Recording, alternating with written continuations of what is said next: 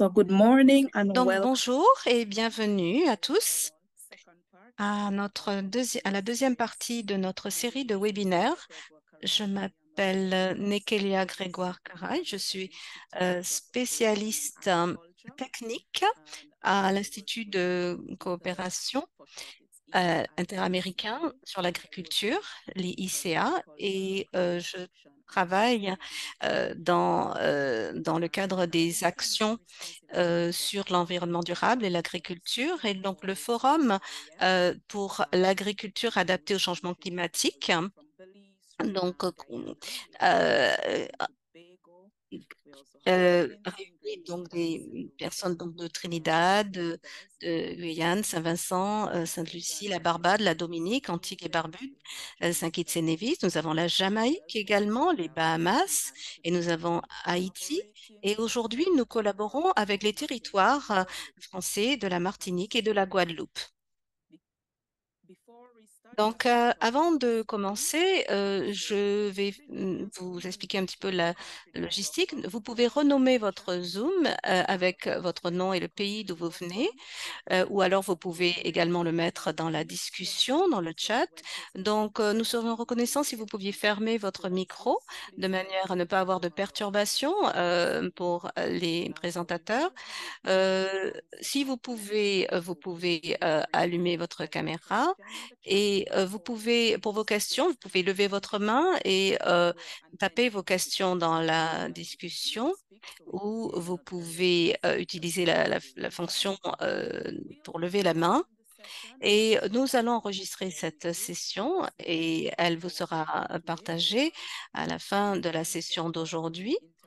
Lola, qui est la directrice du projet Carnet ADAP, va vous partager tous les enregistrements et les présentations PowerPoint auxquelles vous pourrez avoir accès en français et en anglais. Et comme je l'ai mentionné, nous collaborons avec les territoires francophones et anglophones. Donc, nous avons de l'interprétation disponible. Donc, pour les personnes qui parlent anglais, vous pouvez vous rendre sur le canal anglais. Vous verrez la fonctionnalité d'interprétation, un petit globe et pour les francophones, vous pouvez aller sur le canal français.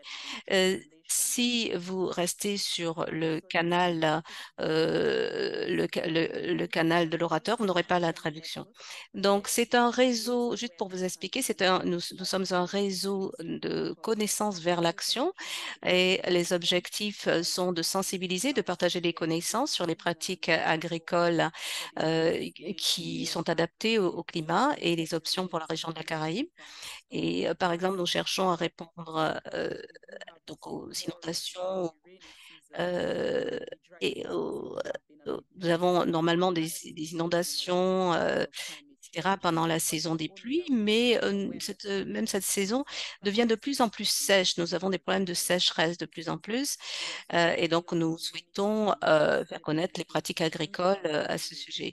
Nous souhaitons également construire une communauté d'acteurs engagés et intéressés au niveau régional et national, de manière à pouvoir voir quelle est la direction que nous devons prendre pour collaborer. Donc, nous voulons améliorer la coordination et la collaboration entre ces parties prenantes dans toute la région, de manière à ce qu'ils puissent travailler ensemble pour construire une agriculture résiliente et durable dans la région. Mais surtout, nous devons traduire les connaissances techniques que nous allons vous partager, en particulier par le biais de webinaires, en actions pratiques sur le terrain. Et donc, ce sont les objectifs du CICRAP. Donc, aujourd'hui, nous allons collaborer avec le projet Interreg Carnet Adapt.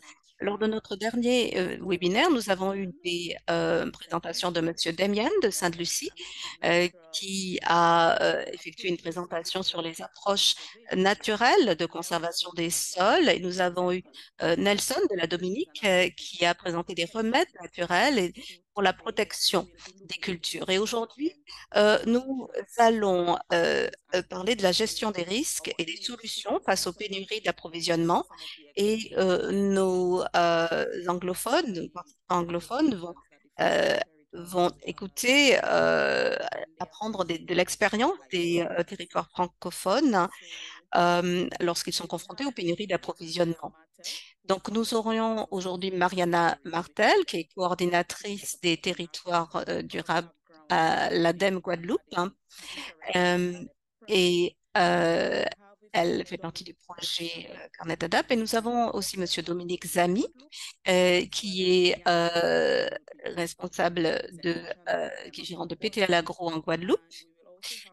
Euh, et nous avons également Céline Carl, hein,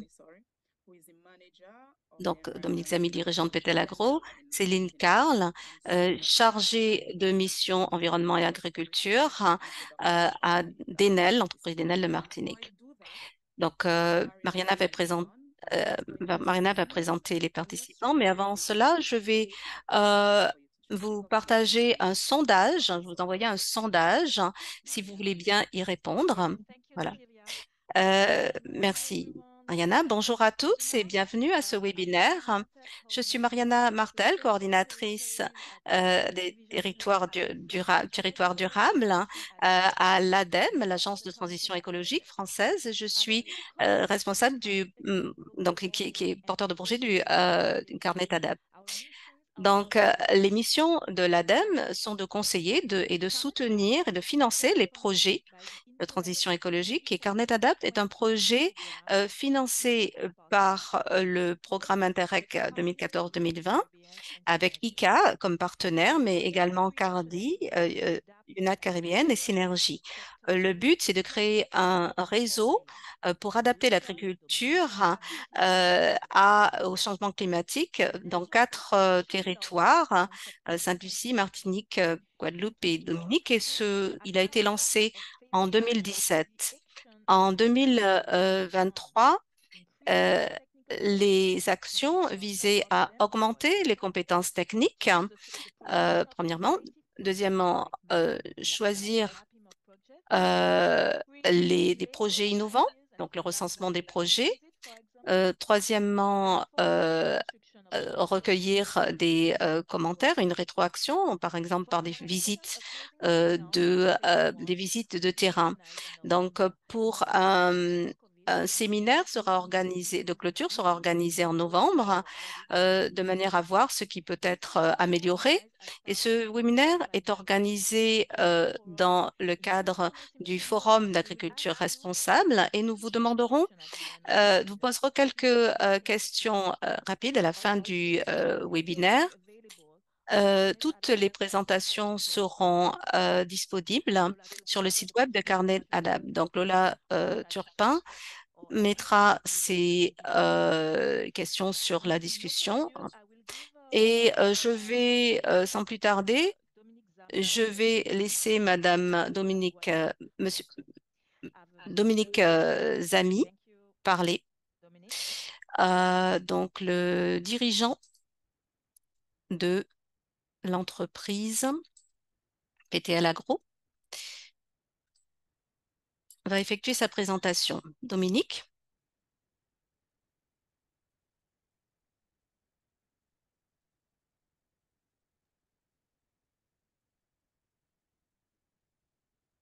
Ah, c'est mieux avec le son. C'est mieux avec le son. Le son était coupé. Bonjour, vous m'entendez? C'est bon? Allô? On vous entend très bien. Ah, excusez-moi, parce que voilà, le son était coupé. Bonjour, merci de me recevoir. Je vais vous faire une petite. Alors, l'ADEME m'a demandé de faire une présentation de mon projet. Donc, je me présente. Alors, je suis Dominique Zamy. Je représente aujourd'hui l'entreprise PTL Agro. Alors, PTL Agro, c'est un projet qui est basé sur de l'agrotransformation. C'est une usine de transformation. Moi, je suis en fait entrepreneur à la Guadeloupe et je suis un gestionnaire, je suis gestionnaire d'une cuisine et royal traiteur et d'un restaurant. Alors, donc, je suis à la fois restaurateur et traiteur depuis 7 ans. Et je suis un acteur impliqué en fait dans l'alimentation parce que nous avons une cuisine et donc nous produisons énormément.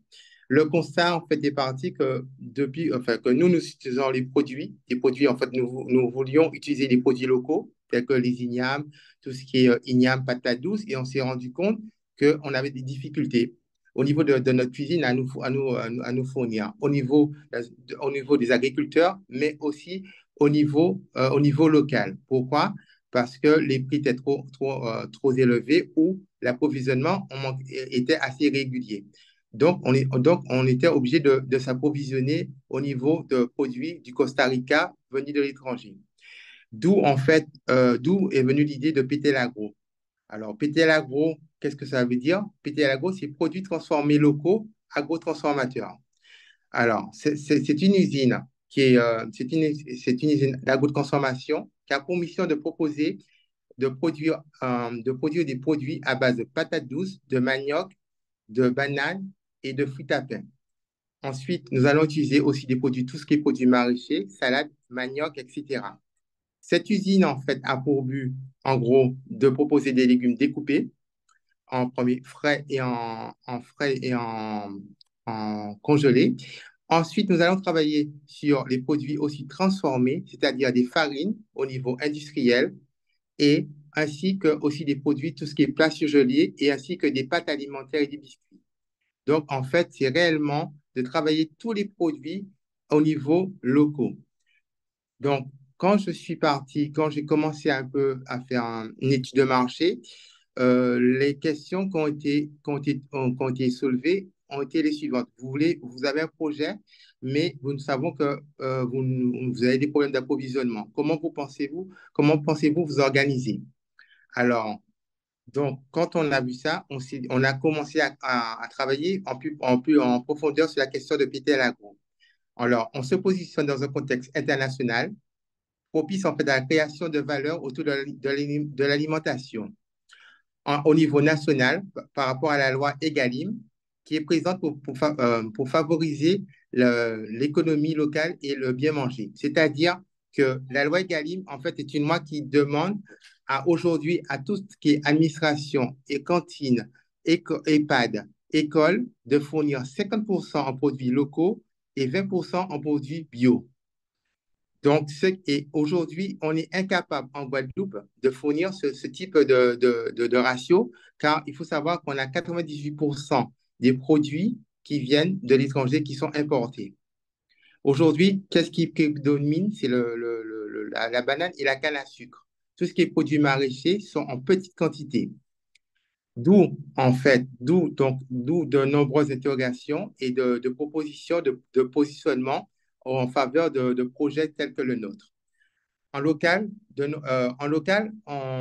doit aussi répondre à tout ce qui est PAT, c'est de programme alimentaire territorial mis en place.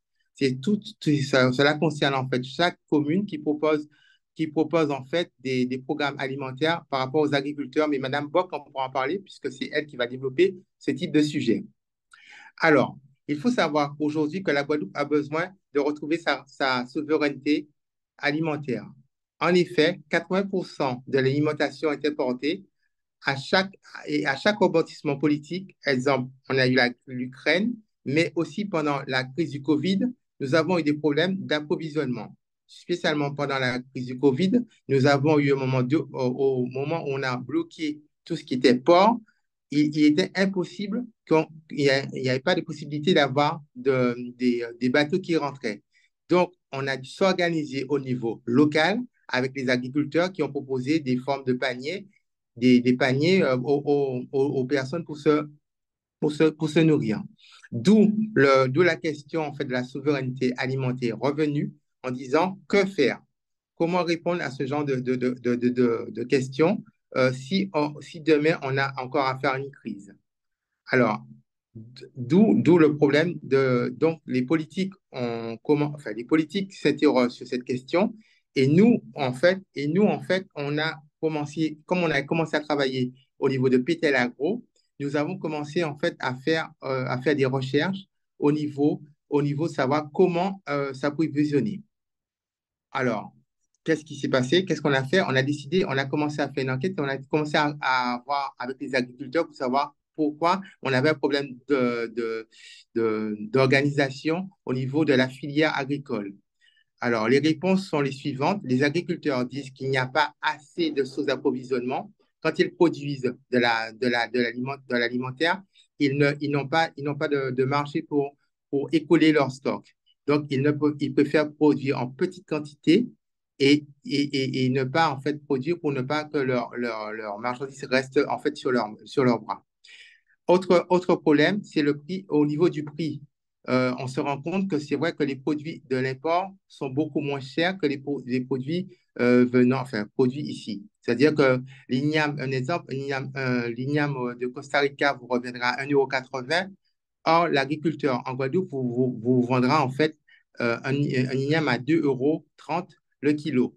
Donc, ils ont aussi des problèmes au niveau comment aussi vendre aux restaurateurs, aux GMS, des produits, puisque les produits sont beaucoup plus chers. D'où alors cette question. Et le problème aussi, et ils ont un troisième problème, c'est ils ne sont pas organisés, structurés. Aujourd'hui, les filles, alors, à part tout ce qui est SICA, c'est-à-dire, en fait, ce sont des grosses, en fait, c'est des grosses associations qui regroupent des agriculteurs.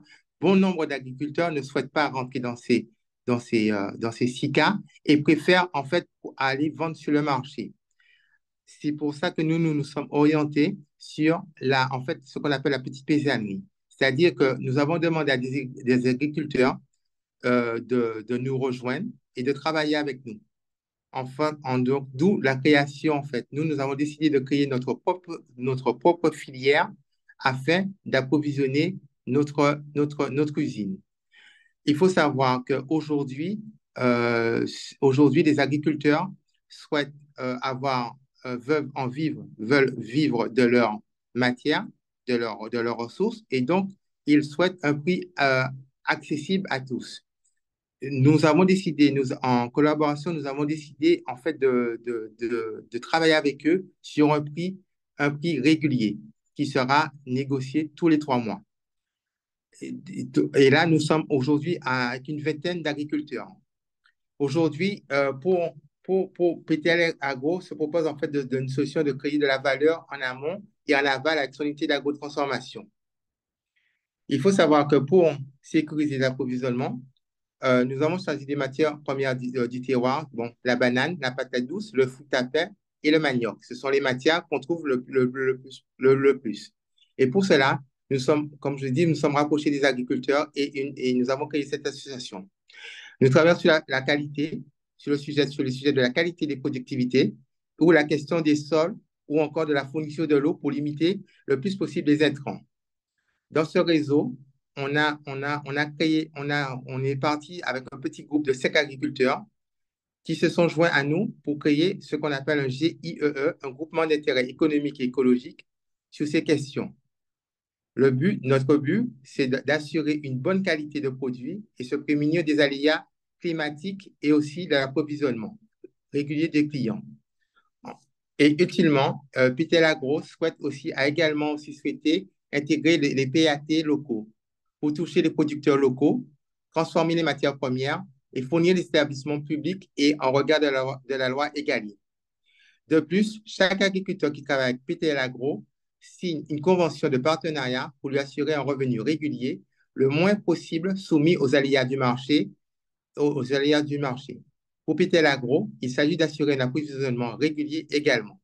Enfin, nous allons mettre en place un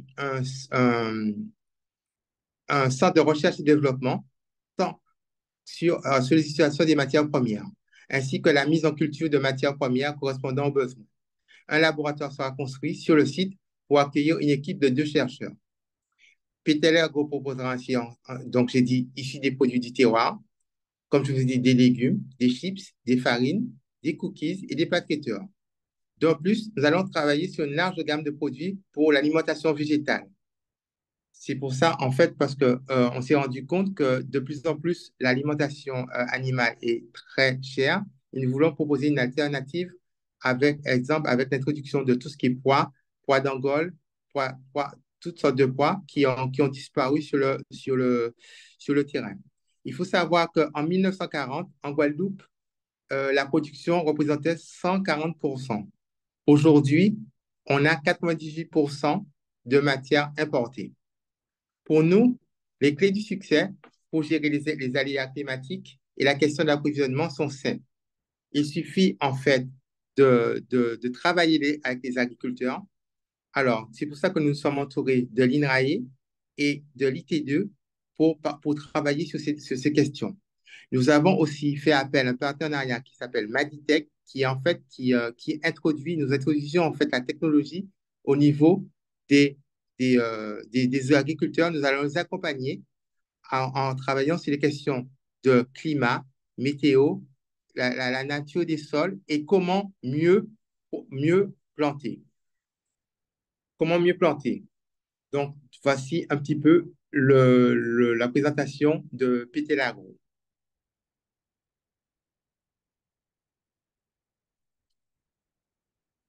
Allô? Allô, allô? Allô? Merci beaucoup, Monsieur Zami. Le PowerPoint Yes, était un Marianne, I tout could petit peu hear you. derrière You vous. could go ahead. Je suis désolé, je n'osais pas donner les pages, désolé, mais Il n'y a pas de problème. c'était peut-être trop court, peut-être un peu trop court, un peu trop vite. Peut-être que je parlais un peu trop rapidement, peut-être, non? Ça a été? Alors, il y a deux diapos, peut-être on peut revenir dessus. On a une partie sur les consommations énergétiques et aussi la gestion des stocks. OK, alors, C'est ça qui- OK, excusez-moi, la question est climatique. Alors, énergétique, c'est très important parce qu'on savons qu'aujourd'hui, par rapport à tout ce qui est climat, nous avons décidé en fait qu'au niveau de l'usine, nous allons faire une usine verte. C'est-à-dire que nous allons proposer en fait en fait, nous allons utiliser tout ce qui est panneaux solaires afin de faire, nous aurons un déshydrateur solaire en fait, pour déshydrater tout ce qui est alimentation. Nous allons aussi récupérer tout ce qui est eau de pluie afin de traiter tout ce qui est nettoyage et lavage des légumes et tout. Et la question que nous nous sommes posée au niveau de l'usine, c'est qu'allons-nous faire avec tout ce qui est pelure? Et nous avons décidé en fait que nous allons récupérer tout ce qui est pelure des aliments, de ces aliments, et nous allons en faire nous allons faire de l'alimentation animale et nous allons utiliser pour l'usine pour la réinjecter dans l'usine. On essaie de faire tout ce qui est économie circulaire. Voilà. Autre question?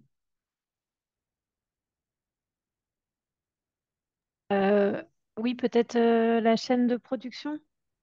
Oui, alors, la chaîne de production, comme Yes, je l'ai expliqué, maybe the production chain. OK, la chaîne de production, comme je vous ai expliqué, en fait, le projet se passe en trois niveaux. Donc, il y a l'usine qui va produire tout ce qui est alimentaire, tout ce qui est produit. Et nous avons monté un groupement qui s'appelle un GIEE. C'est une association où nous allons regrouper tous les agriculteurs. Et ces agriculteurs, en fait, nous allons les accompagner tout au long de notre de- des approvisionnements. Nous allons passer une convention avec eux. La convention, c'est qu'ils nous fournissent un certain nombre de kilos et de produits. Et nous allons en fait les payer à un prix fixe qui sera renégocié tous les 3 mois. Donc, le principe, c'est que ces agriculteurs soient fidèles et que nous créons, nous voulons en fait aussi être approvisionnés tout le temps. Il faut savoir que nous allons recevoir tout type d'agriculteurs, c'est-à-dire tout ce qui est maraîcher, tout ce qui est légumes, voilà, c'est fruits et légumes. Donc, ça, c'est ça que nous avons créé et nous avons créé un GIE. Et la troisième piste que nous mettons en place, c'est une plateforme où, justement, tous ces agriculteurs vont venir faire leur livraison, vont livrer tous les produits pour l'usine afin que nous centralisons, en fait, toutes les livraisons au niveau de cette plateforme. Voilà.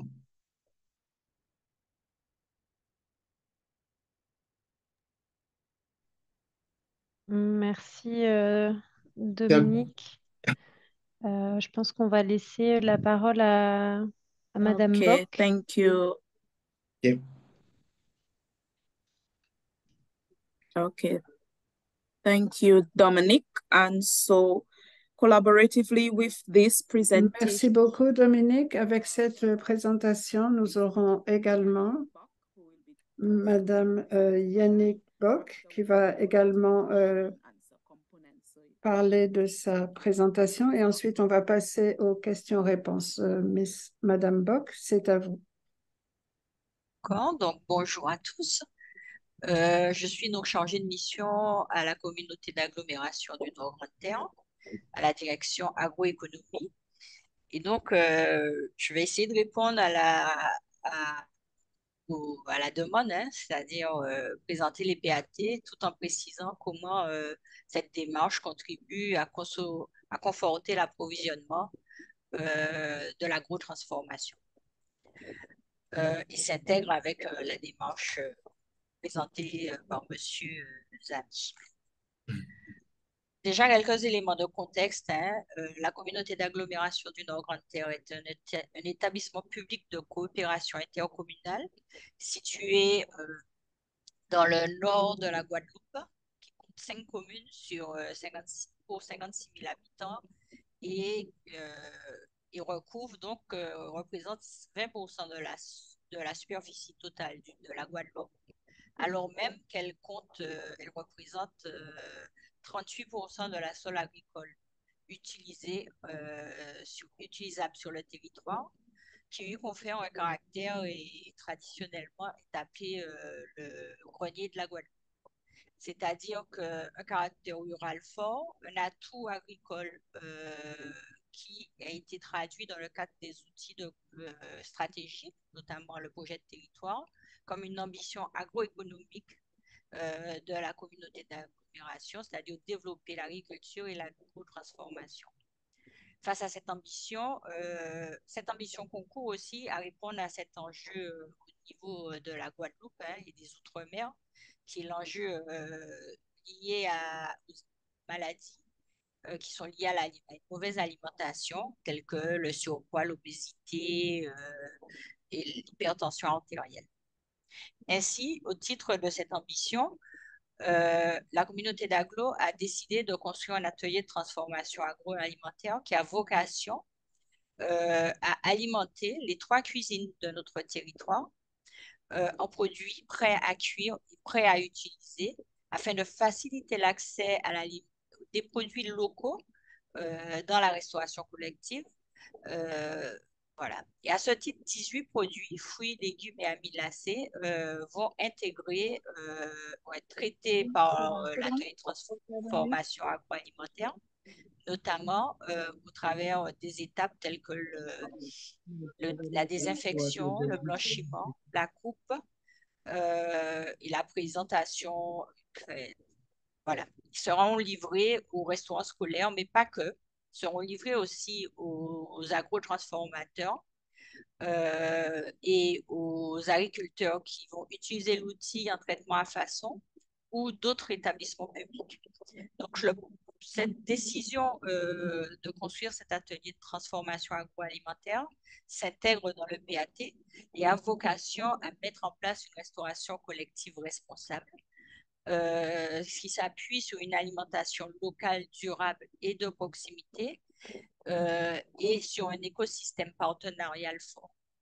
Ainsi, Partage Usine Centrale, acronyme de projet alimentaire territorialisé du Nord-Grande-Terre, a été labellisé au titre du Programme national pour l'alimentation, hein, en 2020 et s'appuie sur cet outil, l'atelier de transformation, pour déployer ce projet alimentaire en agissant sur chaque maillon de la chaîne alimentaire, de l'amont, avec des actions telles que la structuration des filières agricoles, ou à l'aval, auprès des scolaires, publics cibles, sur des actions environnementales telles que la gestion des biodéchets, mais aussi en intégrant l'ensemble des initiatives portées par les acteurs publics et privés associatifs du territoire.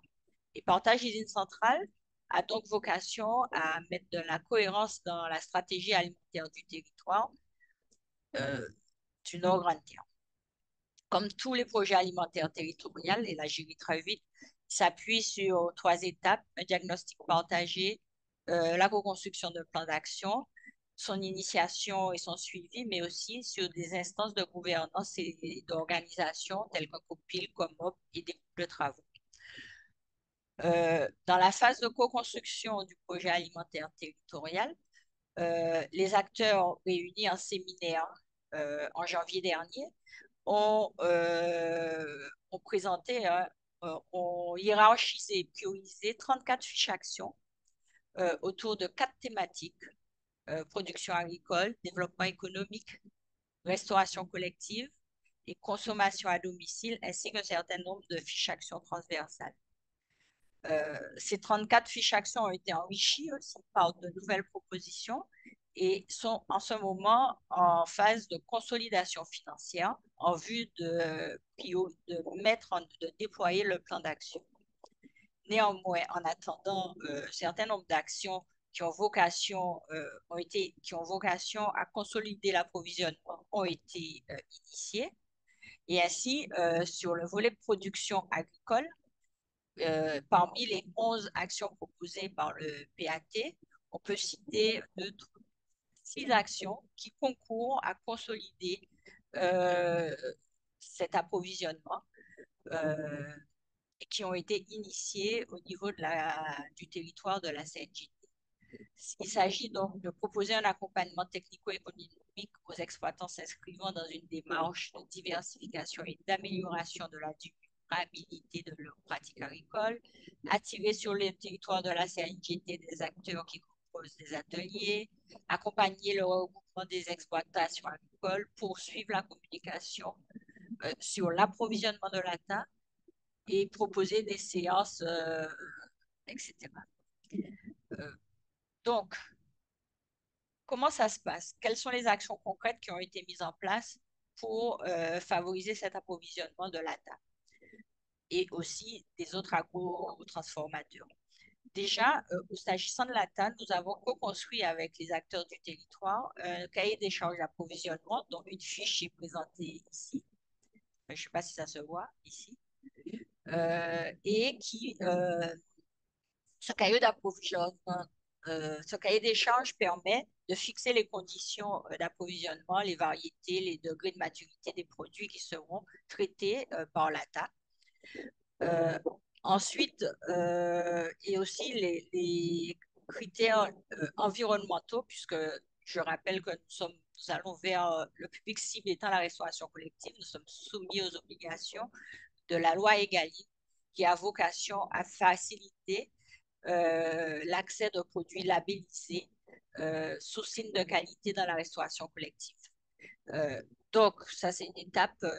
Ce cahier des charges sera un outil de sélection dans le cadre des appels à projets, des appels d'offres qui seront émis par l'ATA. Autre action que nous avons mis en place, c'est une prestation de service réalisée par Légumes de France Antilles-Guyane, qui est une association de producteurs, un syndicat de producteurs plutôt, qui a vocation à accompagner à la structuration des filières agricoles sur le territoire, parce qu'il s'agit de regrouper les producteurs du territoire et en particulier pour leur permettre l'approvisionnement de l'ATA, mais aussi des autres agrotransformateurs. Puisque dans la gestion d'une industrie agroalimentaire, il est difficile de gérer individuellement pour assurer la durabilité et la régularité de l'approvisionnement. Et ainsi, nous travaillons avec les organisations de producteurs qui structurent le tissu agricole de la Guadeloupe, mais aussi avec les associations du territoire qui ont des volontés d'intégrer le dispositif. On les accompagne alors à la planification, à l'ingénierie, à la définition du projet, au suivi, à la professionnalisation. D'autres actions ont été conduites, j'irai vite, telles que la favorisation de manifestations qui ont vocation à porter l'innovation auprès des exploitants agricoles. Ensuite, une deuxième action a été conduite avec la Chambre d'agriculture de la Guadeloupe qui a répondu à un appel à projet de France Relance qui vise à accompagner en proximité les exploitants agricoles du territoire dans le cadre de leur changement de pratique vers une agroécologie. Ainsi, 78 exploitations réparties sur le territoire ont été intégrées au dispositif et nous sommes en train, enfin la Chambre d'agriculture est en train de suivre les cultures, afin de caractériser et de proposer des fiches culture aux autres exploitants agricoles. L'objectif étant par la suite, d'établir des références technico-économiques conformément aux attentes des acteurs qui ont contribué au projet alimentaire territorial du Nord-Grande-Terre. Des ateliers sont aussi conduits par la Chambre d'agriculture sur ces thématiques qui ont vocation à consolider cette transition agroécologique et aussi permettre le professionnalisme des exploitations, la montée en compétences. Ainsi, d'autres interventions sont prévues dans le projet alimentaire territorial du Nord-Grande-Terre, partage usine centrale, mais qui relèvent de l'accompagnement, on va dire, du développement économique, et notamment en favorisant l'agro-transformation. La première étape sera donc de compléter la connaissance de ce tissu économique, d'identifier les besoins des agro-transformateurs en vue de créer des programmes de recherche et développement mutualisés et efficients à l'échelle du territoire et qui se traduiraient par une technologie en partenariat avec l'INRA. Pour finir, donc en conclusion, pour ne pas dépasser le temps, je dirais que la structuration des filières avec les acteurs compétents, c'est-à-dire la Chambre d'agriculture, les groupes de France, les instituts techniques, l'accompagnement technique, la mise à disposition des innovations sur le territoire, contribue à faciliter et à garantir l'approvisionnement des entreprises agroalimentaires et ce sont des actions qui sont portées dans le cadre du projet alimentaire territorial partage usine centrale du Nord-Grande-Terre. Voilà. Et je vais juste rajouter que l'atelier a vocation aussi à alimenter les agrotransformateurs en produits prêts à cuire et prêts à utiliser en vrac. Et donc, c'est pour nous un maillon, nous constituons un maillon d'une chaîne alimentaire en vue de développer l'agrotransformation sur le Nord-Grande-Terre. Si vous avez des questions, je suis à votre. Merci beaucoup, Madame Bock, et merci beaucoup à Monsieur Zamy pour vos présentations à tous deux, tout à fait complémentaires. Du coup, comme le disait Madame Bock, ça va être le moment des questions-réponses. Il me semble qu'il y en a déjà deux qui ont été écrits dans le chat. Noémie. Oui, on a une question de Manuel Gérard sur la localisation du projet. Est-ce que vous avez plus de précisions sur le projet? Si on parle du projet PTL Agro, il me semble que c'était à ce moment-là. Peut-être déjà... La localisation, le projet PTL Agro se fera en fait sur la ville du Moule. Voilà, nous sommes en fait basés sur la ville du Moule. Voilà. En fait, alors j'ajoute que nous sommes complémentaires avec l'usine centrale, parce que nous sommes dans le PAT de l'usine centrale et nous sommes en fait, nous travaillons en collaboration avec l'usine centrale. Merci beaucoup, Monsieur Zamy. N'hésitez pas, Manuel, à compléter dans le chat si vous aviez, si votre question appelait d'autres réponses. Et donc, si vous voulez directement interagir, vous pouvez aussi lever la main et on vous donnera la parole. Alors, Céline. Oui, j'ai réactivé le son. Oui, c'était juste pour savoir par rapport au projet PTL Agro, le début, ça démarrera à partir de quand? Alors, on espère démarrer en juin 2024. Parce Ok. que je précise que nous sommes lauréats en fait, parce qu'au niveau national, la Banque des territoires a lancé un appel à manifestation et nous sommes lauréats en fait de cet appel de manifestation et nous sommes en fait dans le vivier, nous sommes accompagnés par la Banque des territoires. Donc nous sommes obligés de suivre des process pour ouvrir cette usine. D'accord. Et en termes de collaboration, est-ce que vous faites uniquement sur le territoire Guadeloupe ou ça peut s'étendre aux petites Antilles? Ben, c'est en fait alors, le principe, c'est on va commencer sur la Guadeloupe et après, on a vocation à faire Martinique et Métropole aussi. D'accord. Parce que Merci. c'est une usine qui fait en fait 1200 mètres carrés et voilà. Nous, on va travailler en trois. Voilà. Et la phase pour justement collaborer avec les petites Antilles, ça sera courant, j'imagine, bien plus tard, courant Euh, 2025. Bon, ça dépend les attentes. Si ce sont tout ce qui est légumes découpés et frais, ça, on pourra collaborer assez rapidement, puisque, D'accord. parce que ça, c'est un petit peu le gros, enfin, qu'on maîtrise déjà. C'est une phase qu'on maîtrise déjà. Après, tout ce qui est tout ce qui est produit surgelé, après, c'est autre chose. Mais normalement, tout ce qui est surgelé et frais, on pourra travailler avec la Martinique, la Martinique déjà assez rapidement. Tout à fait. Ok. Merci, merci pour votre question. Est-ce que d'autres personnes souhaitent interagir? Vous pouvez lever la main si vous avez des questions ou poser les questions directement sur le chat.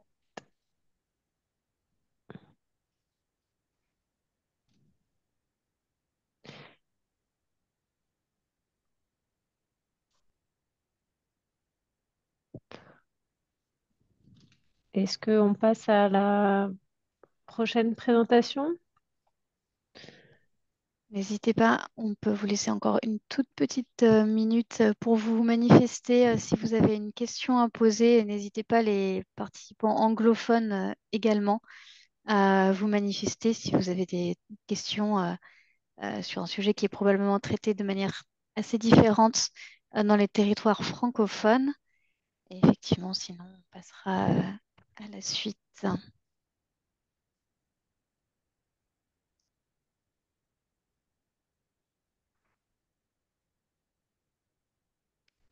Bon, eh bien, a priori, pas de nouvelles questions. Elles viendront peut-être à la fin. N'hésitez pas et de toute manière à continuer à vous manifester dans le chat.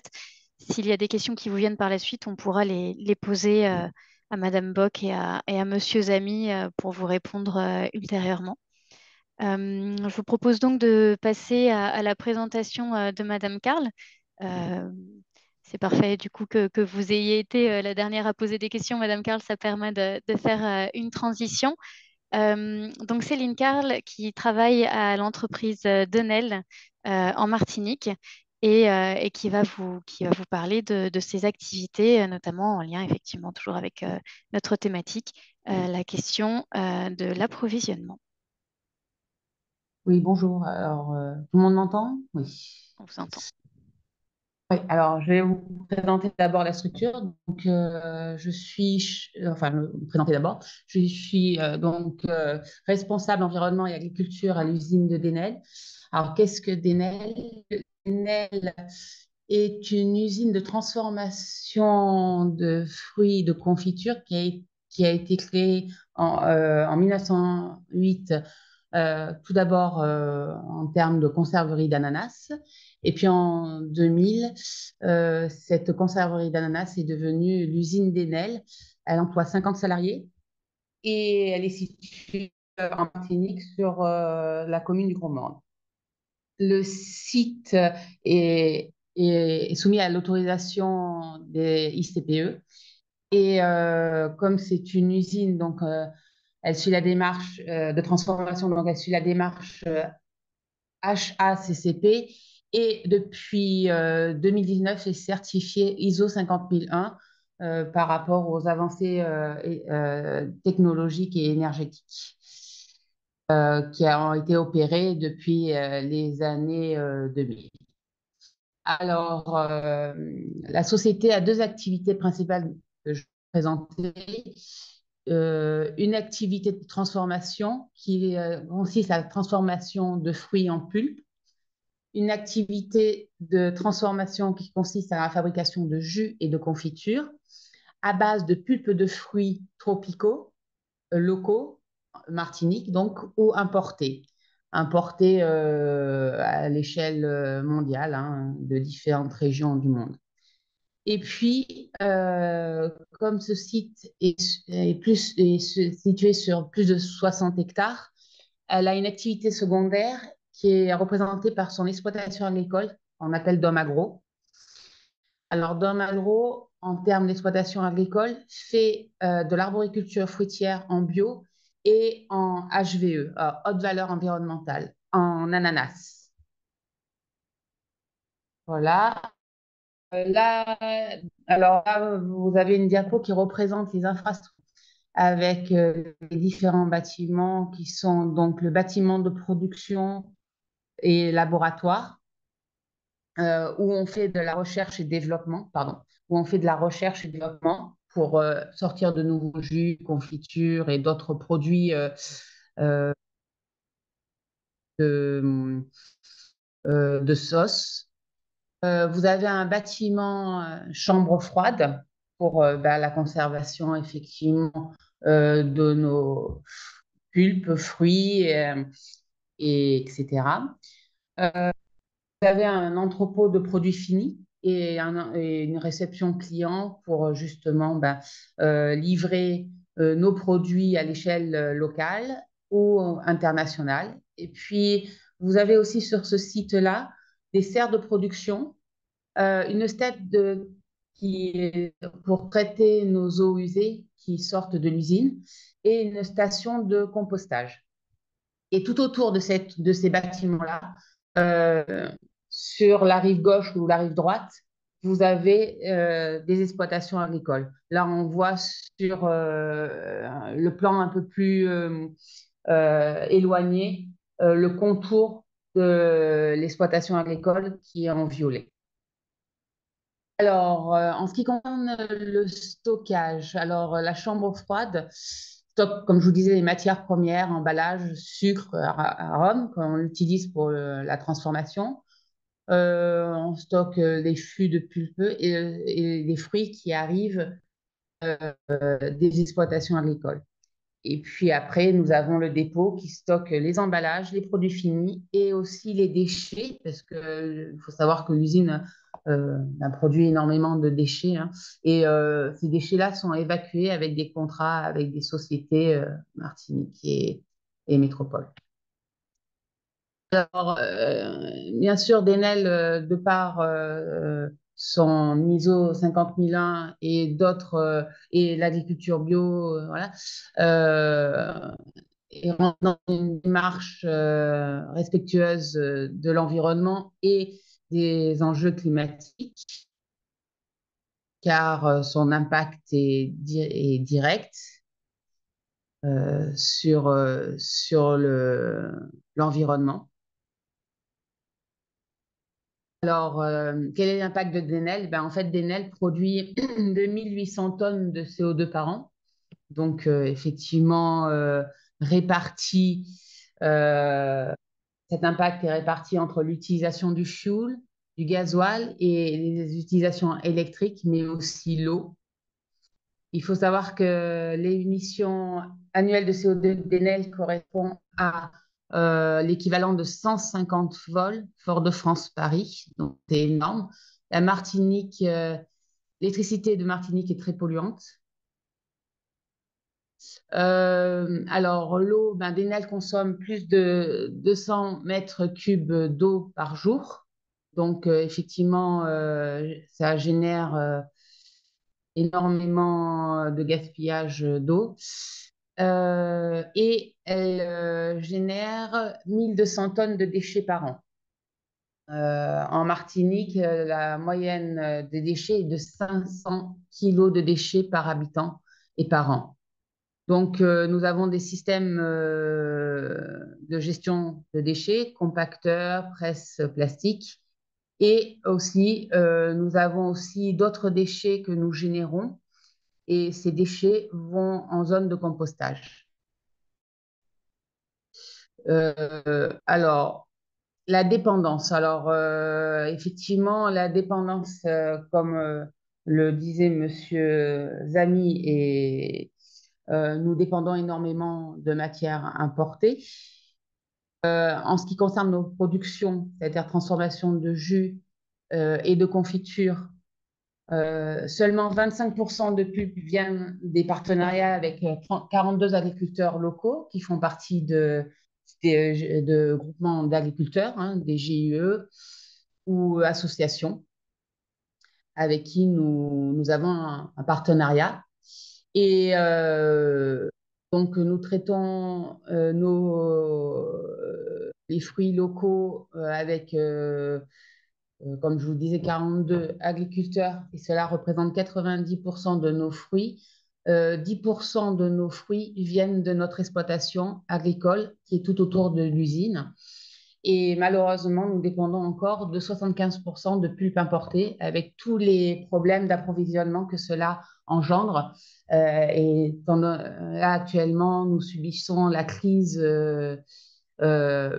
d'importation de l'orange, hein, crise mondiale de l'orange et du maracuja. Donc, nous essayons, de par notre exploitation agricole et les partenariats avec les organismes professionnels, d'augmenter cet approvisionnement local. Nous allons vers de nouveaux projets aussi pour diversifier notre gamme et avec des produits à forte valeur ajoutée. Donc, nous plantons du cacao, du café, des vanilles, des arbres un peu remarquables comme le mangoustan. Et voilà, tout ça, c'est la volonté de la direction et nous dépendons donc effectivement, nous utilisons les financements FEADER, ODEADOM pour aller vers des projets innovants en matière de plantation et pour approvisionner l'usine avec nos propres plantations. Et nous orientons aussi les agriculteurs lors des discussions avec les organismes professionnels vers des plantations qui ont une forte valeur ajoutée à Denel. Alors, en ce qui concerne l'environnement, la gestion de nos déchets, alors nous avons mis en place depuis 2010 une STEP, une station de traitement des déchets, enfin de l'eau, de traitement de nos fruits et nos jus. Donc, cette eau est traitée par une STEP qui présente des filtres plantés. Alors, nous avons mis des oiseaux du paradis en 2021 et cette eau repart dans l'environnement. Donc, elle est traitée, qui repart dans l'environnement.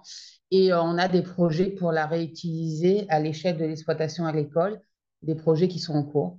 Et donc, du coup, ce projet de STEP a été financé par un programme FEADER et par l'ODE Martinique, en partenariat avec Cotram. Les autres traitements de déchets, c'est la matière organique qui sort de l'usine après le passage en pulpage.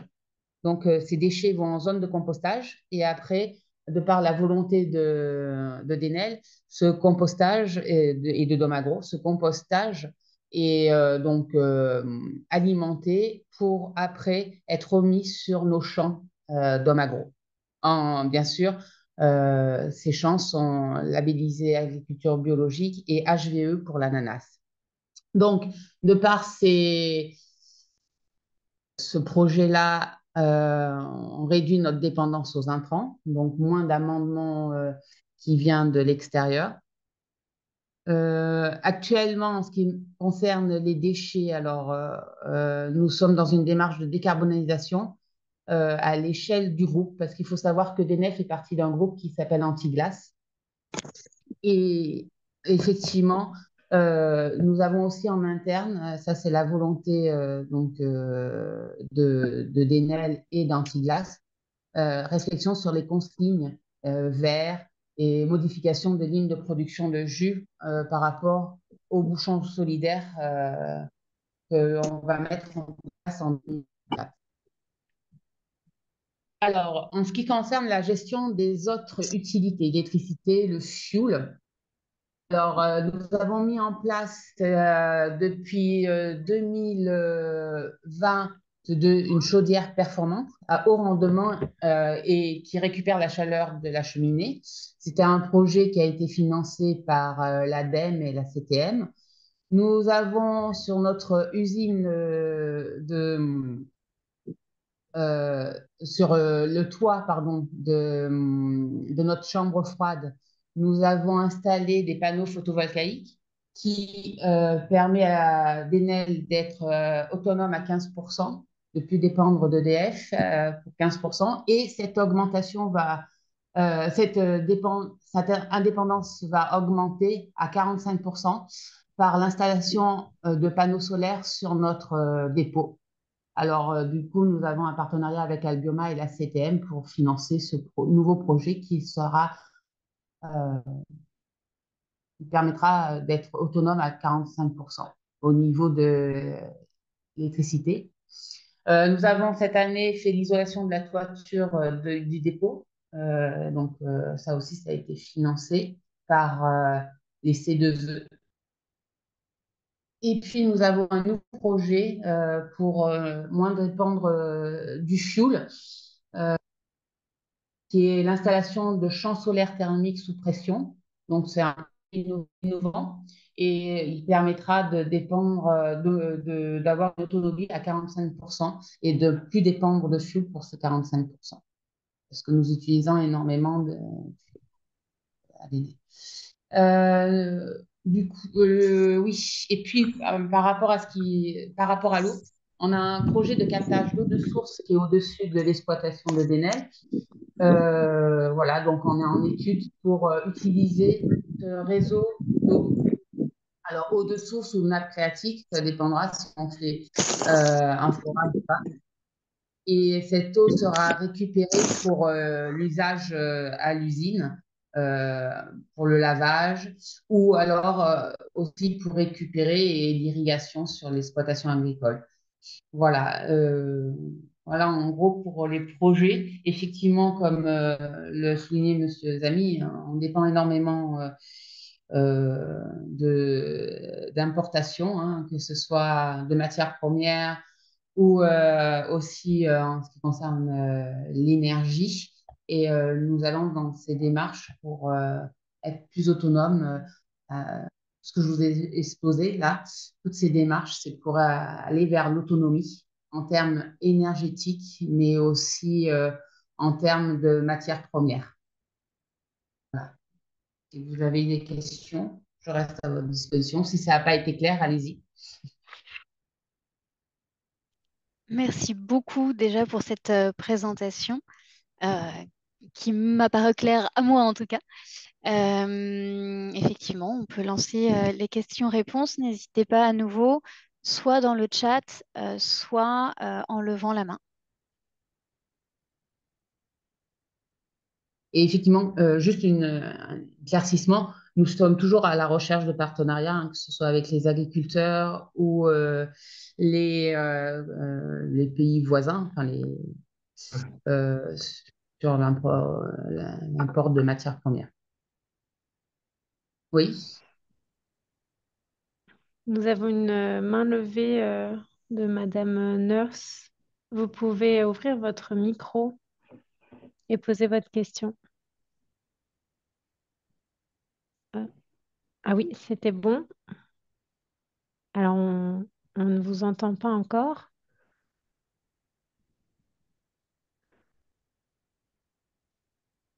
Alors, vous avez le micro là qui est ouvert. Est-ce que vous pouvez essayer de parler? Pour l'instant, on ne vous entend pas. Ah, c'est bon. Okay, hello, good morning everyone. Bonjour à tous. Je voudrais juste vous féliciter. Vous avez présenté un plan très complet et une usine très complète plutôt une présentation très complète sur cette usine et c'est une situation idéale que nous aimerions avoir dans cette partie de la Caraïbe. Je suis à Sainte-Lucie parce que vous prenez en compte tous les aspects et cela est fait dans un seul lieu. Cela veut dire que c'est facile pour vous de vous conformer à toutes les normes. Et le problème, c'est l'approvisionnement.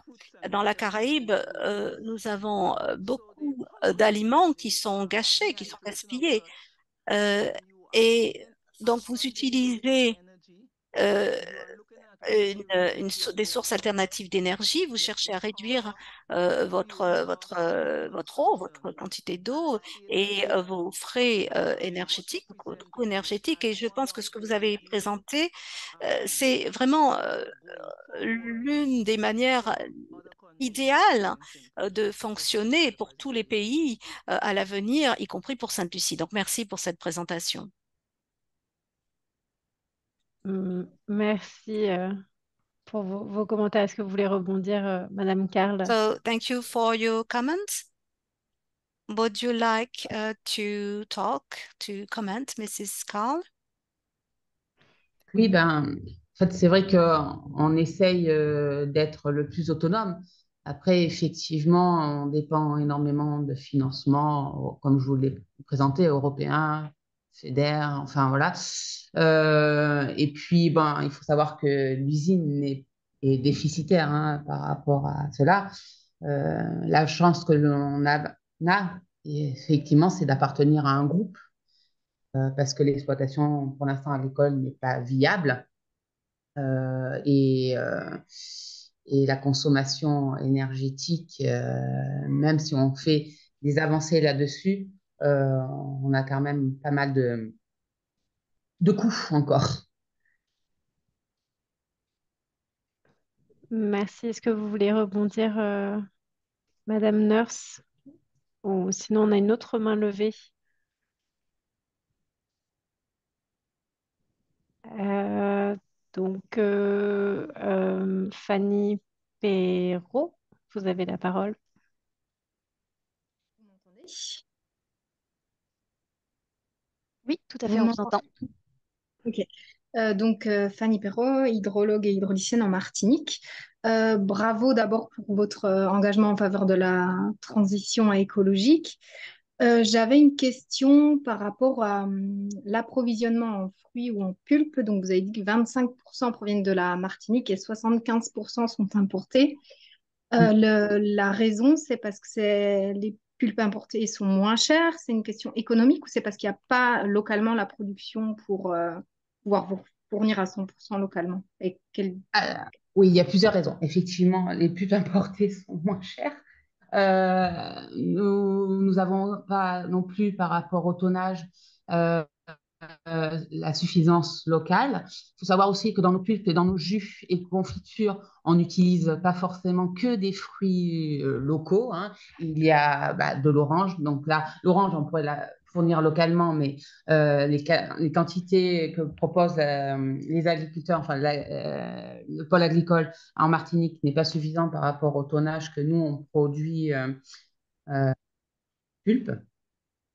Il faut savoir aussi que bon, on utilise pour, euh, pour nos jus de la pulpe de pomme, mais comme effectivement on veut de moins en moins dépendre de ces pulpes importées, on va de plus en plus vers des pulpes locales, mais la quantité est insuffisante. La quantité de fruits est insuffisante en Martinique pour dépendre entièrement de pulpe d'orange, de pulpe de maracuja, etc.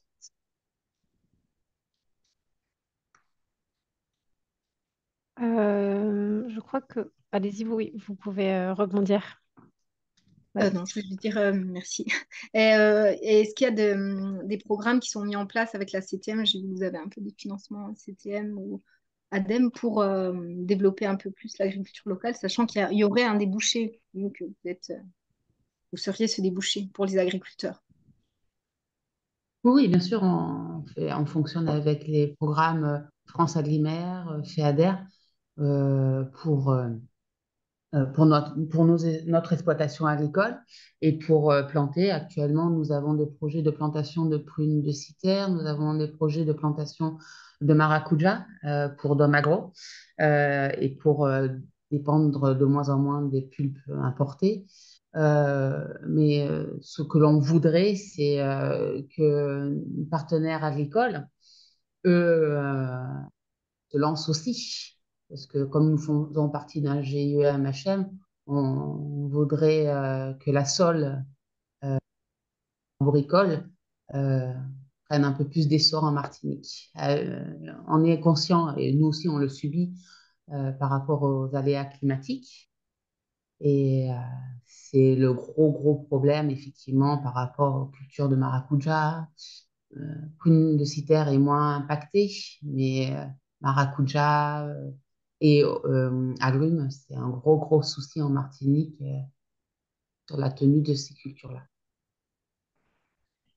Et du coup, en termes de stockage, est-ce que on a des productions qui ont une meilleure capacité de stockage et sous quelle forme est-ce que vous stockez ces fruits ou ces produits? Alors, sous forme de pulpe que l'on congèle. D'accord. Voilà. Et puis, une fois, on est en surgélation et puis on les utilise. Une fois que c'est en pulpe, on n'a pas de problème de conservation. Et une fois que c'est en pulpe et que c'est en surgélation, il n'y a pas de problème de congélation. On a quand même un dépôt enfin, une chambre froide qui est assez conséquente, qui a été prévue justement pour augmenter notre tonnage. Merci. Nekelia, si tu veux prendre la parole, tu as la main levée. Thanks for your presentation, both Merci Dominic. beaucoup pour ces présentations. Céline, Madame Bock, j'ai une question pour Céline. Vous avez dit que vous importez les fruits, mais est-ce que vous importez déjà des Antilles anglophones, des pays de la Caraïbe anglophone? Est-ce que vous avez déjà eu cette expérience? Alors, on n'importe pas des fruits, on importe des pulpes de fruits, mais effectivement, on n'a pas de partenariat avec les îles anglophones de la Caraïbe, des petites Antilles. On n'a pas du tout de partenariat avec. Et on envisage effectivement, voilà, le bloquant, hein, c'est le transport. Euh, mais et puis, voilà, le transport. Et puis, la forme, est-ce qu'en forme de pulpe, en forme de fruits, il faut voir tout ça. Merci. Ah, tu veux rebondir, Nekelia? Sinon, Dominic could go ahead. I see Dominic has his hands up. Je vois que Dominique a levé la main, donc on va écouter Dominique. Alors, je voulais en fait signaler deux choses. Je voulais aussi signaler l'initiative à cette ici de Barron's Food. Je trouve que c'est une initiative qui est très intéressante, qui a su en fait transformer la banane en ketchup de banane, qui a été une bonne idée. Et concernant justement, pour rebondir sur la question du transport, c'est vrai que nous avions essayé de travailler un moment avec celui-ci, mais comme dit Mme Kella, le problème, c'est que il y a le problème du transport et des coûts qui nous permettent pas de travailler en fait avec les pays anglophones. Voilà. merci pour ton retour, Dominique.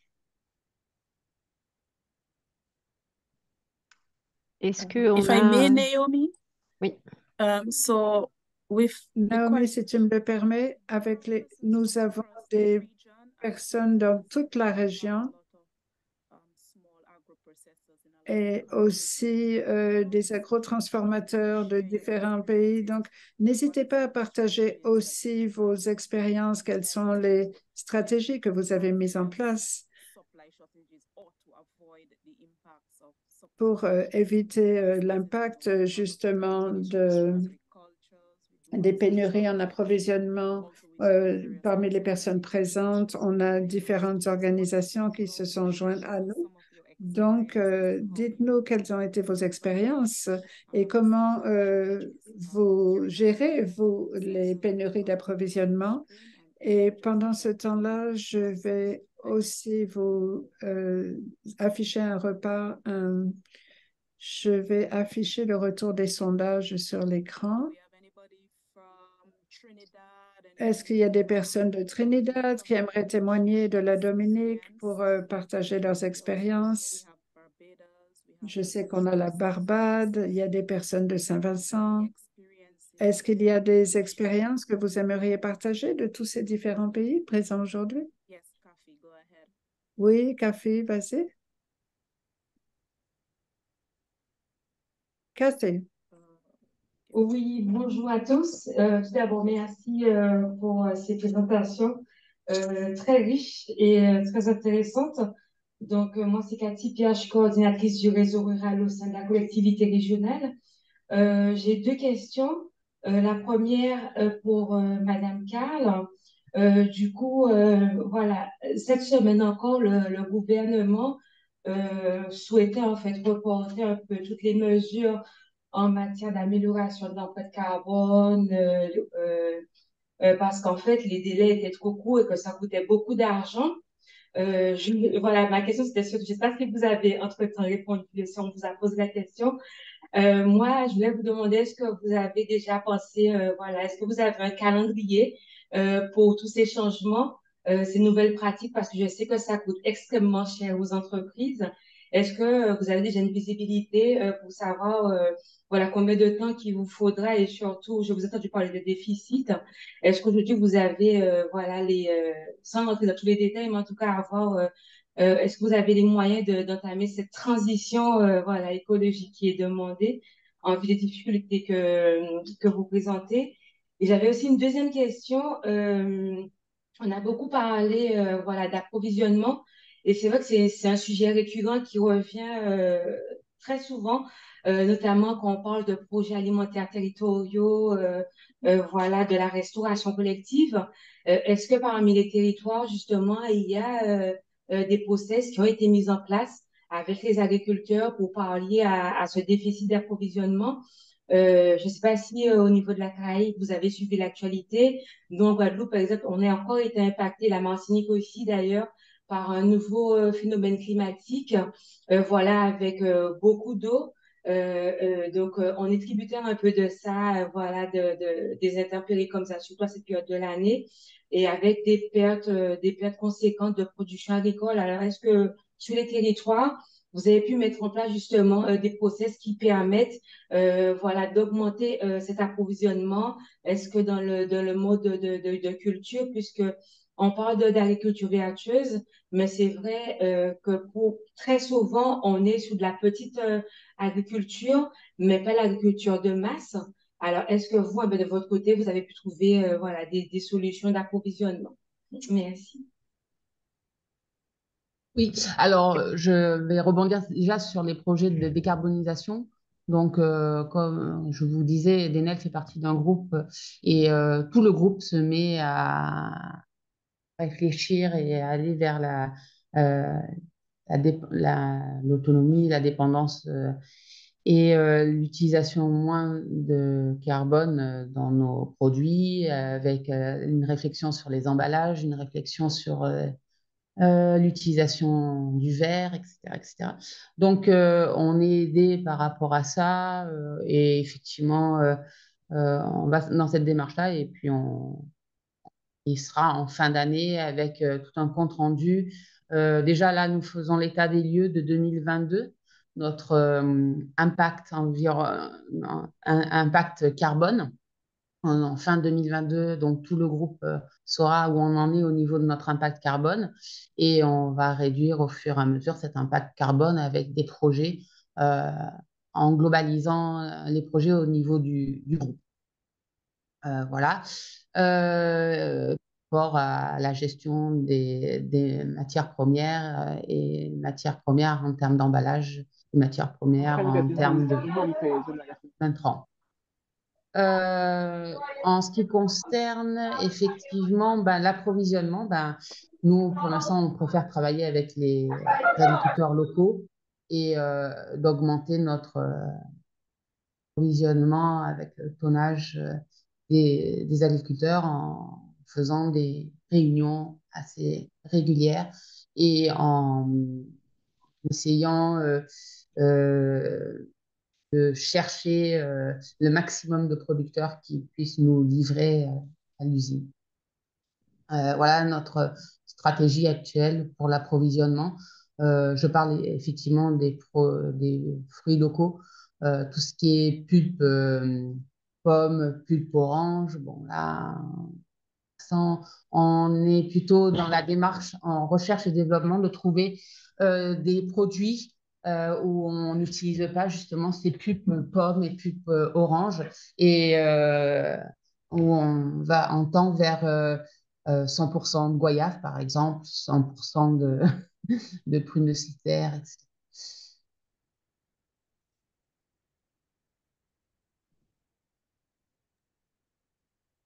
Merci. On a Madame Bock, vous avez la main levée.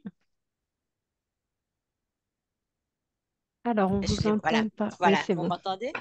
Oui. Donc, c'est juste un complément d'information par rapport à Céline Carl sur les modes de contractualisation que vous avez avec les exploitants agricoles. Est-ce qu'ils ont l'obligation de fournir l'intégralité de leur production? Est-ce que vous passez par des organisations de producteurs, etc.? Quel mode de contractualisation qui permet de garantir l'approvisionnement? Alors, voilà, on a différents modes de contractualisation. Tout d'abord, on fait partie d'un groupement de producteurs. Euh, donc, effectivement, on dépend, nous, des aides POSEI à la transformation et eux, les agriculteurs, des aides POSEI à la production. Donc, on arrive à négocier des prix intéressants avec eux. On ne demande pas à l'agriculteur de nous fournir 100% de leurs fruits parce qu'on sait qu'effectivement, un marché du frais, ils s'en sortent mieux que nous et nos négociations en matière première. Non, non, on va pas vers cette démarche. On a un contrat à l'année où on demande à l'agriculteur de nous fournir tant de tonnage. Il le signe, c'est un accord avec lui. Donc voilà, et dans l'année, il doit nous fournir tant de tonnage. Après, ce qui fait du reste de ces cultures, on n'a pas de regard dessus. Et puis, on a aussi des contrats avec des particuliers, par exemple en prune de citerre, au lieu qu'ils gaspillent, au lieu de laisser perdre sur leur terrain, les particuliers viennent à l'usine et nous livrent leur production. Là, en ce moment, c'est prune de citerre, ça peut être de la goyave, ça peut être... Et effectivement, bon, là, c'est des prix que nous, on fixe et eux, ils sont libres de nous livrer ou pas en fonction de ce qu'on propose en termes de prix. Je profite juste, merci pour la réponse. Ça m'est fait un complément d'information. Comment vous gérez l'approvisionnement enfin, dans la logistique? Est-ce que il y a une planification des livraisons ou parce que vous avez parlé des particuliers, comment ça se gère? Parce qu'il faut pouvoir planifier la production derrière. On a un responsable à approvisionnement à l'échelle de l'usine qui est en étroite relation avec la responsable de production. Il fixe des calendriers et les agriculteurs, les GUMHM, enfin le GUMHM, les organismes de producteurs ont notre planning à l'année et c'est eux qui font des appels auprès des producteurs pour dire voilà, c'est la saison de la prune. Et puis nous sommes calés, Carmen, par rapport, nous sommes calés sur les saisonnalités. En termes de l'usine de production de jus et de confiture est calée sur la saisonnalité des fruits.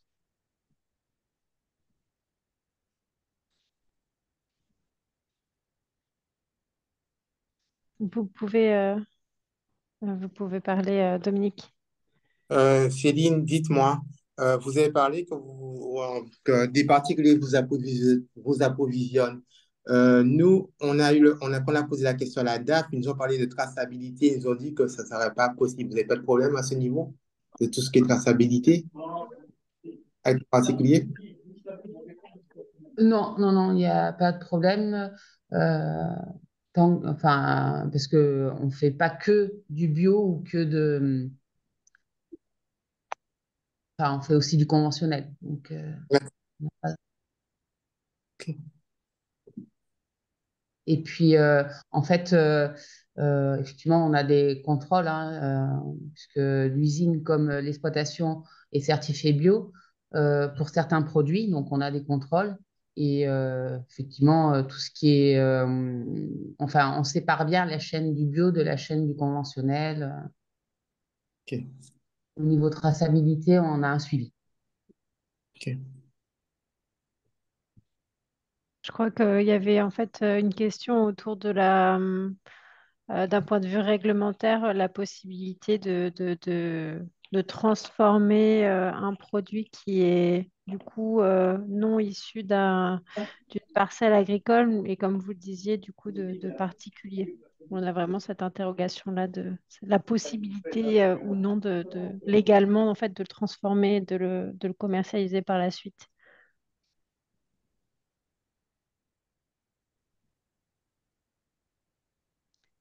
Je vois qu'on a également Bah, des nous, questions. enfin, actuellement, Mm. euh, on n'a pas de blocage. Ok. Je pense que Dominique sera intéressé pour parler un peu plus Oui. sur ces Oui. possibilités-là, justement, de transformer des produits de particuliers. Euh, c'est vrai qu'on a une autre question en anglais, peut-être Nekaya la prendre, la lire, de Amanda McKenzie.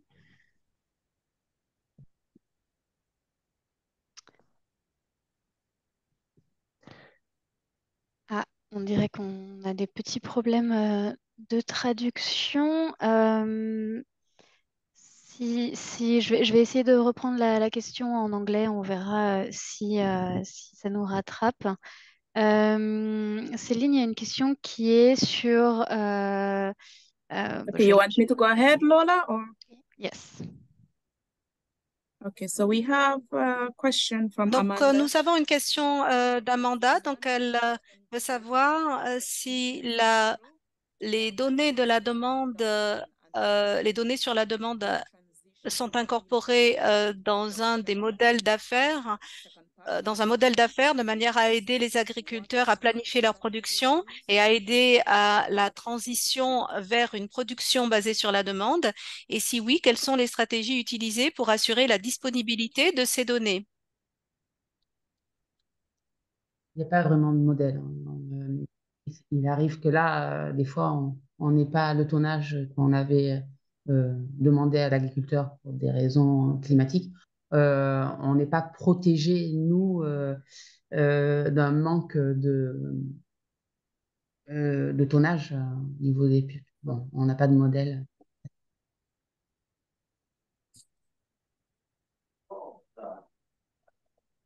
Okay. And we also have another question because you indicated that you take in walk-ins. Il y a aussi une autre question. Comment est-ce que vous pouvez vérifier que ces fournisseurs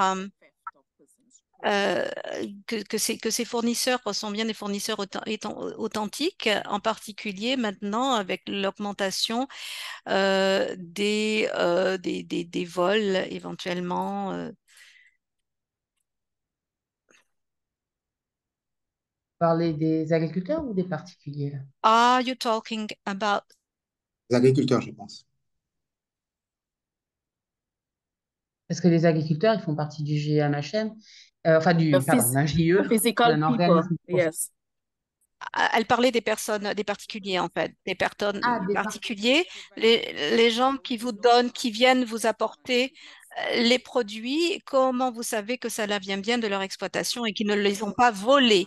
Parce que dans beaucoup de pays, nous avons voilà, des personnes qui vendent des produits qui n'ont pas forcément produit. oui, alors, nous n'avons pas, enfin, nous ne sommes pas un organisme de contrôle. Si les particuliers nous disent, bon, on a 200 tonnes fruits, est-ce que vous les prenez? Et si ça rentre dans notre planning, eh ben, on ne va pas chercher comprendre comment il s'est fourni ces fruits-là. On compte sur le bon sens des gens. Après, nous, le contrôle qu'on fait, c'est uniquement sur la qualité du fruit. Il faut ce soit un fruit qui réponde à notre norme, à notre cahier des charges. On n'a pas de contrôle sur la provenance. On a un contrôle sur la provenance. Enfin, c'est pas notre corps de métier. Donc, on ne fait pas de contrôle sur la provenance des fruits.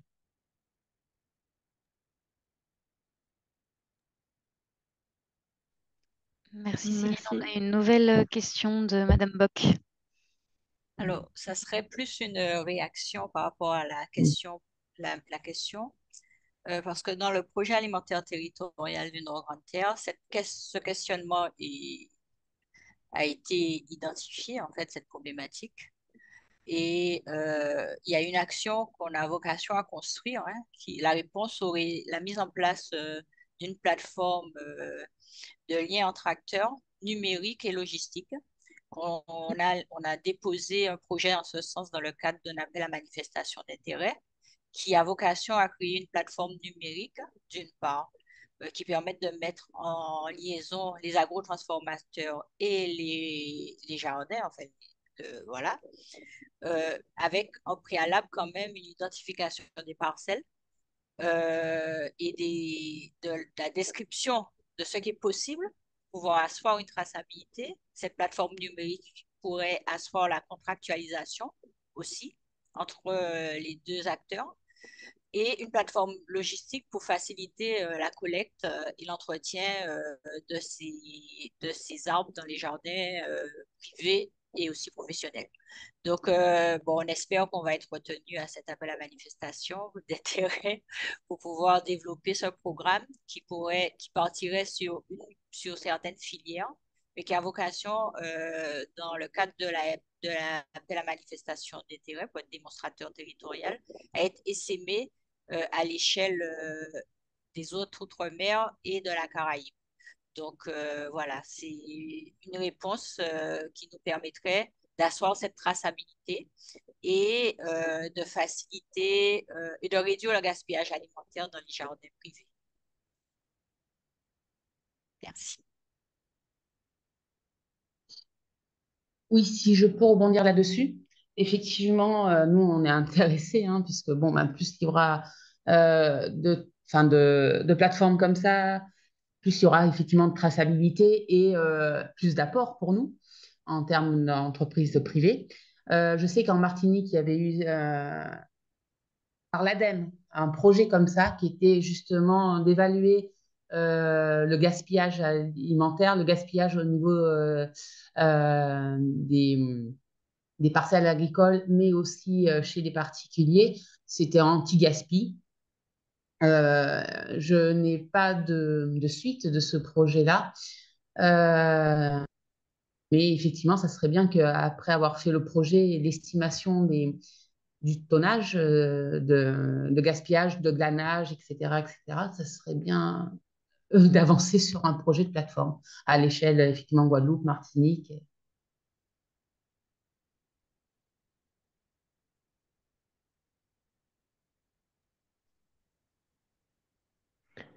Merci. Est-ce qu'on a d'autres questions?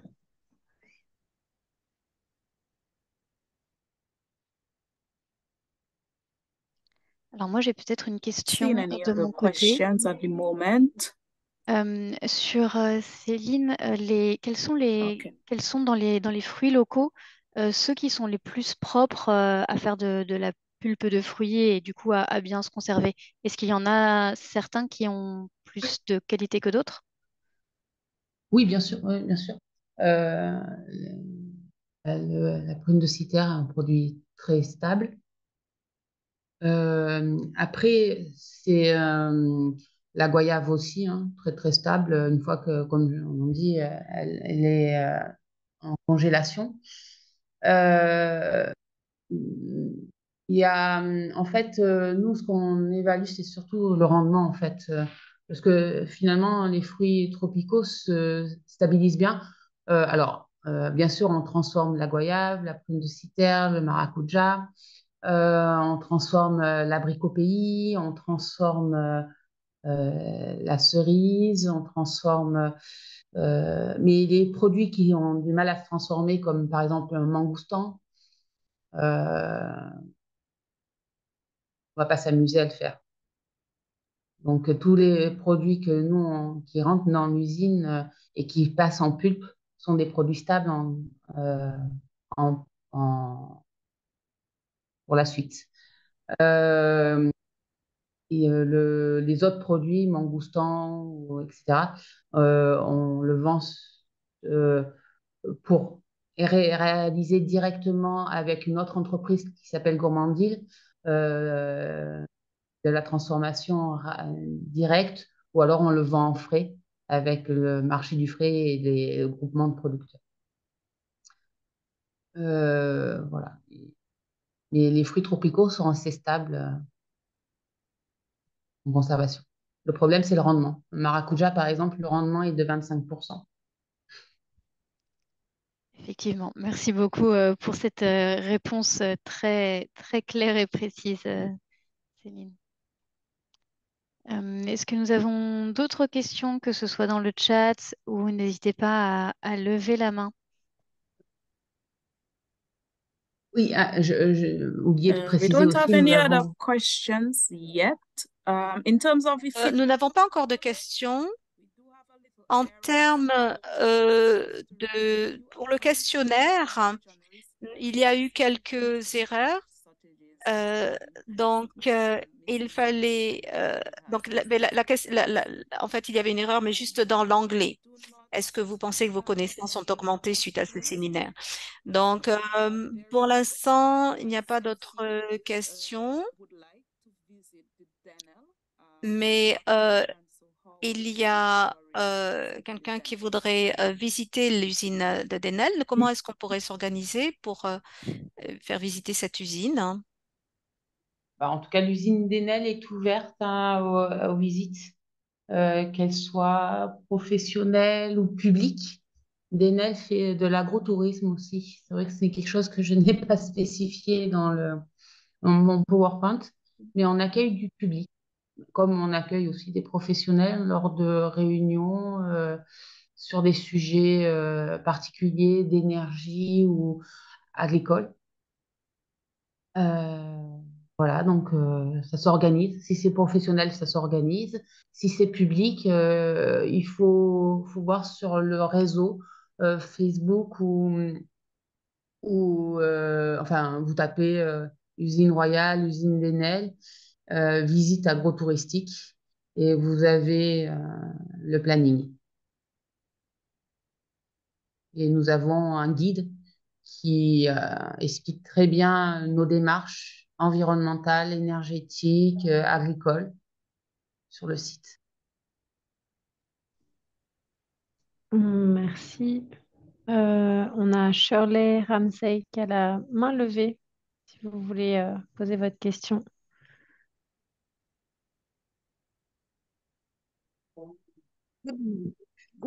Good morning. I'm in Bonjour, je suis à Antigua. Vous avez parlé du transport de cette pulpe de fruits. À Antigua, nous avons beaucoup de gaspillage en termes de mangue. Et bien sûr, nous avons également des corolles qui poussent là et des noix de cajou. Ce sont les principales choses, en particulier, produits, en particulier les mangues, parce que nous les avons 4 fois par an. Mais comment est-ce que nous pouvons nous joindre, contacter? Est-ce que euh, il y a quelqu'un qui peut vous contacter d'Antigua pour que vous puissiez obtenir ce jus? Merci. Oui, oui enfin, par le réseau Carnadapt, j'imagine qu'on peut échanger nos adresses. Et puis, ben, en fait, oui, il faudrait que, effectivement étudier le coût de transformation des fruits en pulpe à Antigua et derrière nous, le coût du transport et voir si c'est rentable pour vous comme pour nous. Merci. On a justement une question aussi sur si vous effectuez aussi de la transformation de papaye, noix de coco et maracuja, mais du coup, maracuja, vous avez Papaya, déjà. yes. Coconut, we are refused. La papaye, oui. La noix de coco, nous sommes en train de refaire une station. Nous venons de former une coopérative et donc nous faisons la noix de coco, oui, et la papaye également. Pour le maracuja, une fois que nous aurons pu rassembler nos agriculteurs, je pense que cela pourra se faire parce que nous avons beaucoup de fruits de la passion, de maracuja, mais en raison des problèmes météorologiques et de la sécheresse à Antigua, manque d'eau, manque d'irrigation, c'est notre problème. Je pense que le gouvernement ou le ministère de l'Agriculture pourra peut-être résoudre ce problème pour nous, mais ce sera une grande amélioration si nous pouvons exporter une partie de notre stock. Quincy, merci pour votre question. Donc, la réponse était oui. Nous transformons le fruit de la passion. Oui, parce que nous avons parlé de maracuja et le maracuja, c'est le fruit de la passion en anglais, passion fruit. Donc, mais Céline, est-ce que vous traitez la noix de coco également? Transformer la noix de coco? En confiture, oui.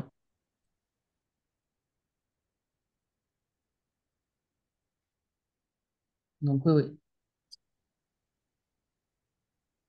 Okay, so Lola has placed the link for Denel, so you could visit their website to see some of the work that they're doing. And for persons, Donc, Lola a écrit le lien pour visiter l'usine d'Enel. Donc, si vous vous rendez en Martinique, vous pourrez faire une visite de terrain donc, à Denel pour voir ce qui se passe dans cette usine. Je ne vois pas d'autres questions. Donc, je voudrais vous donc, remercier nos présentateurs de ce jour. Nous avons eu Dominique, Yannick et Céline. Donc, nous vous remercions beaucoup pour les informations que vous avez bien voulu présenter. Donc, les intervenants ont donné de très bonnes informations. Et donc, Lola, je vais vous donner la parole pour clôturer cette dernière session de notre collaboration entre les territoires anglophones et francophones. Merci beaucoup, Nekelia. Thank you very much, Nekelia. Alors, la traduction est en anglais encore sur la partie française. Donc, merci beaucoup, Nekelia. Et puis, évidemment, un grand merci à Madame Carl, Monsieur Zami et Madame Bock pour ces présentations très pertinentes, très complémentaires. Et puis, pour avoir pris le temps de répondre aux questions de nos participants. Comme l'évoquait Nekelia, nous avions prévu dans le cadre de Carnet Adapt 2 webinaires techniques pour 2023. Il y en aura d'autres à venir, on pourra échanger sur leurs thématiques.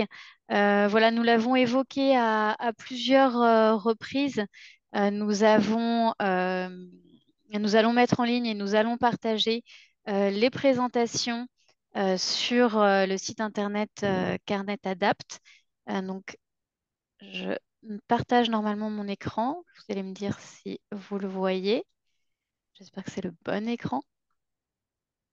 Donc voilà, vous aurez ici les présentations avec l'accès au replay en anglais et en français et les différentes présentations ainsi que le bilan de la session. Donc là, vous pouvez voir les résultats pour le dernier webinaire, celui qui était sur les approches naturelles de la protection des cultures et de la conservation des sols. Et puis voilà, Carnet Adapt on en parlait et Mariana l'évoquait en introduction de ce webinaire.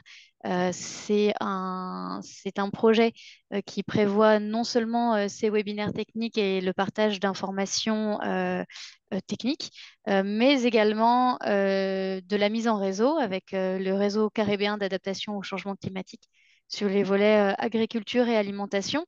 Et dans le cadre de ce réseau, nous avons quelques événements à venir. Nous allons bientôt nous rendre avec quelques participants à Sainte-Lucie pour un voyage d'études.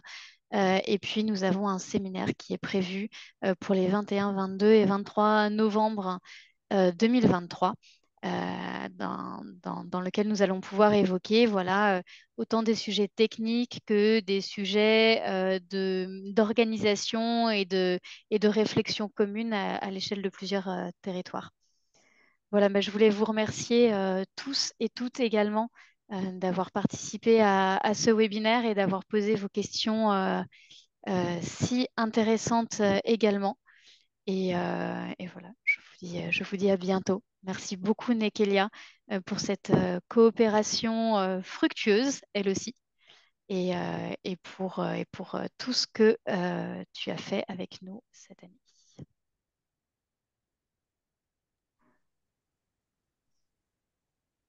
Voilà. Welcome and thank you for the collaboration with Eh bien, je vous remercie, je vous en prie, et je vous remercie pour votre collaboration avec Noémie, Lola, Mariana. Donc, nous avons toujours pu bien travailler avec les territoires francophones. Donc, nous sommes proches les uns des autres et nous avons les mêmes problèmes climatiques. Et bien sûr, on l'a vu, nous l'avons vu hier avec ce passage de la tempête. Et si possible, si nous pouvons continuer à partager nos expériences, à continuer à travailler en collaboration, nous verrons comment nous pouvons continuer à construire ce secteur de l'agriculture. Donc, nous sommes vraiment reconnaissants de cette collaboration. Donc, merci au nom de l'ICA et de l'Office de la Caraïbe orientale, M. Greg Rollins, et au nom de notre programme pour l'action environnementale durable dans l'agriculture. Merci beaucoup pour nous avoir rejoints et nous nous verrons dans de futurs événements. Donc, merci beaucoup et bon après-midi à tous et bonne fin de semaine à tous également. Merci beaucoup. Merci à tous. Merci à tous. Bon après-midi. Et Thank bien you évidemment, all. Have a nice afternoon. et bien évidemment, on vous tiendra informé de la suite des présentations et des nouveaux événements. Bonne journée à tous. Bonne journée à toutes.